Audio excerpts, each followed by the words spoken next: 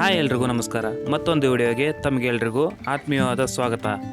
ನಾವು ಈ ವಿಡಿಯೋದಲ್ಲಿ ಈಗಲೇ ನೋಡ್ತಾ ಇರೋ ಹಾಗೆ ಕಡ್ಲಿ ಹೊಲದ ಬಗ್ಗೆ ತಿಳಿದುಕೊಳ್ಳೋಣ. ಇದು ಹಿಂಗಾರು ಬೆಳೆಯಾಗಿದ್ದು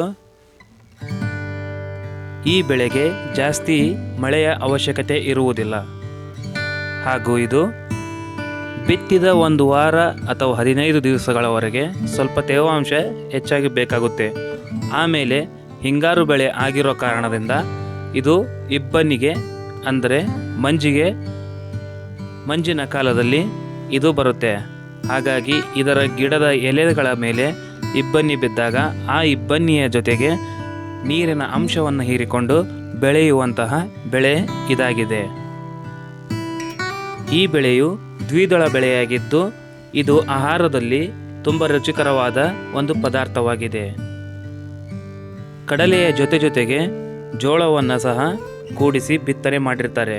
ಹಾಗೂ ಆ ಜೋಳನೂ ಬರುತ್ತೆ ಮತ್ತು ಕಡಲೆಯೂ ಬರುತ್ತೆ. ಕಡಲೆಯು ರೈತನಿಗೆ ಲಾಭ ಆಗಬೇಕಂದ್ರೆ ಒಂದು ತೊಗಟೆಯಲ್ಲಿ 2 ಕಾಳಿರಬೇಕು ಹಾಗೂ ಕಾಳಿನ ಸೈಜ್ ದಪ್ಪವಾಗಿರಬೇಕು. ಹಾಗಾದಾಗ ಮಾತ್ರ ರೈತನಿಗೆ ಇಳುವರಿ ಬರುತ್ತೆ ಮತ್ತು ಲಾಭದಾಯಕ ಆಗುತ್ತೆ.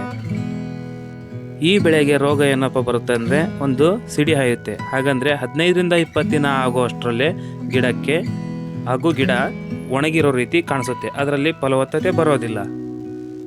ಹಾಗೂ ಇದರಲ್ಲಿ ಯಥೇಚ್ಛವಾಗಿ ಸಮಸ್ಯೆ ಬರೋದೇನೆಂದರೆ ಹುಳುವಿನ ಕಾಟ. ಉತ್ತರ ಕರ್ನಾಟಕದ ಭಾಗದಲ್ಲಿ ಕೀಡೆ ಅಂತ ಕರೀತಾರೆ. ಅದರ ಕಾಟ ಜಾಸ್ತಿ. ಅದು ಏನಪ್ಪ ಮಾಡುತ್ತೆ ಅಂದರೆ ಹಸಿ ಕಡಲೆಯನ್ನು ಮೇಯೋಕ್ಕೆ ಸ್ಟಾರ್ಟ್ ಮಾಡುತ್ತೆ ಮತ್ತು ಹಸಿರಾದ ಎಲೆಗಳನ್ನು ಮೇಯೋಕ್ಕೆ ಸ್ಟಾರ್ಟ್ ಮಾಡುತ್ತೆ. ಹೊಲದ ಪ್ರತಿಯೊಂದು ಗಿಡವು ನೀವು ಈಗ ನೋಡ್ತಾ ಇದ್ದೀರಲ್ಲ, ಈ ರೀತಿ ಆದರೆ ಒಂದು ಒಳ್ಳೆಯ ಉತ್ತಮವಾದ ಲಾಭಾಂಶವನ್ನು ರೈತ ಪಡೆಯಬಹುದಾಗಿದೆ. ಇಲ್ಲೊಂದು ಕಸವನ್ನು ತೋರಿಸ್ತೀನಿ ನೋಡಿ. ಇದರ ಹೆಸರು ಭೂತನ ಕಸ ಅಂತ ಹೇಳ್ತಾರೆ. ಇದನ್ನು ಕಿತ್ತು ಹಾಕಬೇಕು. ಇಲ್ಲ ಅಂದರೆ ಇದು ₹1 ಖರ್ಚಿಗೆ ಆಗುವಂಥದ್ದು 10 ರೂಪಾಯಿ ಖರ್ಚನ್ನು ಮಾಡಿಸುತ್ತೆ. ಇದು ವಿಷದ ಸೌತೆ ಬಳ್ಳಿ. ಇದು ವೇಸ್ಟೇಜು. ಇದನ್ನು ಕಿತ್ತು ಅಲ್ಲೇ ಎಸ್ಬಿಡ್ಬೇಕು, ಅಂದರೆ ಗೊಬ್ಬರನೂ ಆಗುತ್ತೆ. ಮತ್ತೆ ನೋಡ್ಬೋದು. ಈ ವಿಡಿಯೋ ನಿಮಗೆ ಇಷ್ಟವಾಗಿದೆ ಅಂತ ತಿಳ್ಕೊತೀನಿ. ಹಾಗಾದರೆ ಇಷ್ಟವಾಗಿದ್ದರೆ ಈ ಕೂಡಲೇ ನಮ್ಮ ಚಾನಲ್ಗೆ ಸಬ್ಸ್ಕ್ರೈಬ್ ಮಾಡಿ ಹಾಗೂ ಒಂದು ಲೈಕನ್ನು ಕೊಟ್ಬಿಡಿ. ಮತ್ತೊಂದು ವಿಡಿಯೋದಲ್ಲಿ ಸಿಗ್ತೀನಿ. ಅಲ್ಲಿವರೆಗೂ ಟೇಕ್ ಕೇರ್. ಬಾಯ್ ಬಾಯ್. ಜೈ ಹಿಂದ್.